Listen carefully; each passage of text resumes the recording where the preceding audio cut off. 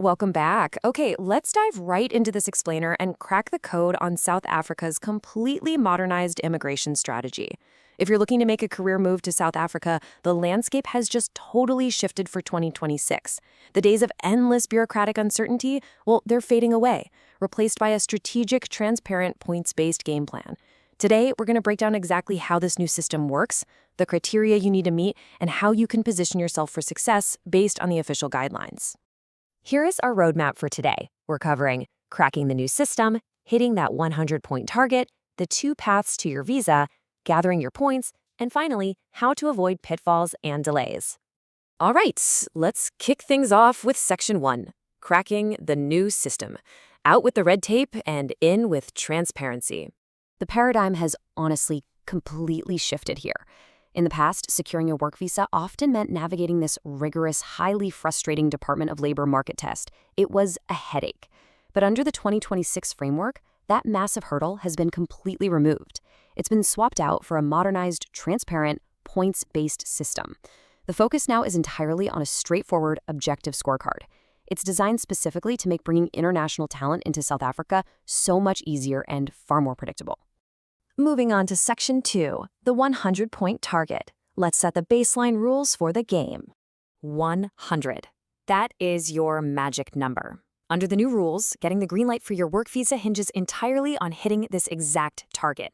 A cool 100 points on the official Department of Home Affairs scorecard is your absolute minimum threshold. Think of it as your pass mark. If you don't hit 100, the application simply won't proceed.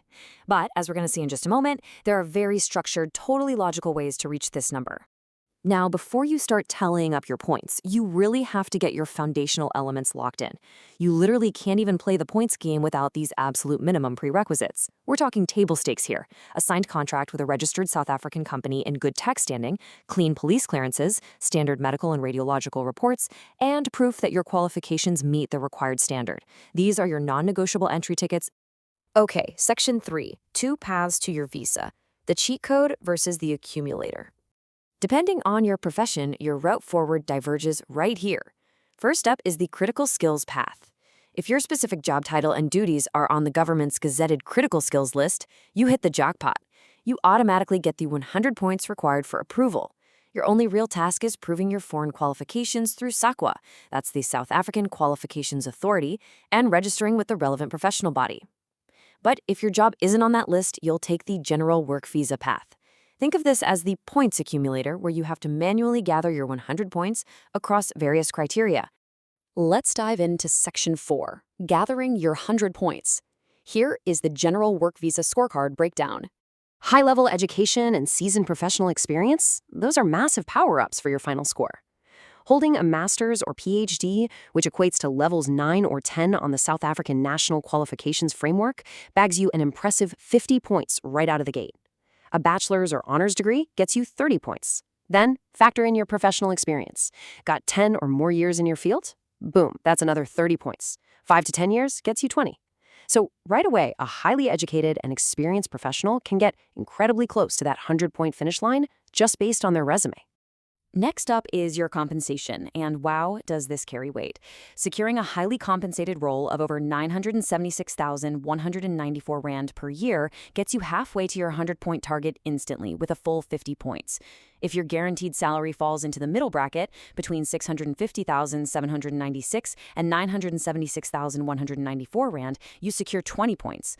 This means your job offer and the associated salary are absolutely vital components of your scorecard. Negotiating the right package literally impacts your legal eligibility to work. And hey, don't forget the bonus opportunities to push you over the edge. Joining a trusted employer, or TES, is a major 30-point boost. This means if the South African company hiring you has been vetted and is registered under the Trusted Employer Scheme, you gain a massive advantage. Plus, if you happen to be fluent in one of South Africa's official languages, that chips in another 10 points. Every single category is a chance to build that perfect 100-point profile. Finally, Section 5, avoiding pitfalls and delays. Let's navigate those waivers and red flags. One of the biggest bottlenecks in any global immigration process is waiting on foreign qualifications to be evaluated or getting registered with a local professional body. It takes forever. Thankfully, the SAQA waiver acts as a brilliant temporary workaround. You can actually submit your application without those final documents. If approved, you receive a 12-month temporary visa. You use that time to just wait for your final qualification documents to arrive. And finally, once you have them in hand, you simply extend that temporary visa to a full 5-year work visa.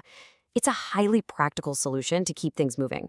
Now, for a pretty stark warning, dipping below a 650,796 Rand salary floor is a massive pitfall. A salary offer below that number on the general path yields exactly 0 salary points. And without any points from your compensation, the mathematical reality is that reaching that 100-point threshold becomes incredibly difficult.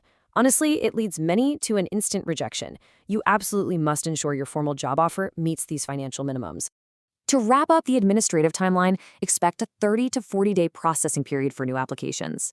The new system is designed for efficiency, though keep in mind this wait time can vary slightly depending on which specific embassy or visa facilitation services center you apply through. Also, if you're currently holding an older general work visa, don't panic. Old visas remain perfectly valid until their expiry date. However, looking to the future, rather than trying to renew under the old rules, a discussion about permanent residence should really be your next step. Knowing exactly how this scorecard is rigged in favor of transparency, only one question remains. Do you have the 100 points required to make South Africa your next career destination? The old bureaucratic maze is completely gone, replaced by a simple math equation. Map out your education, check your salary brackets, add in your experience, and see if you hit that magic number. So tally up those points, check your eligibility, and ask yourself, are you ready to make the leap?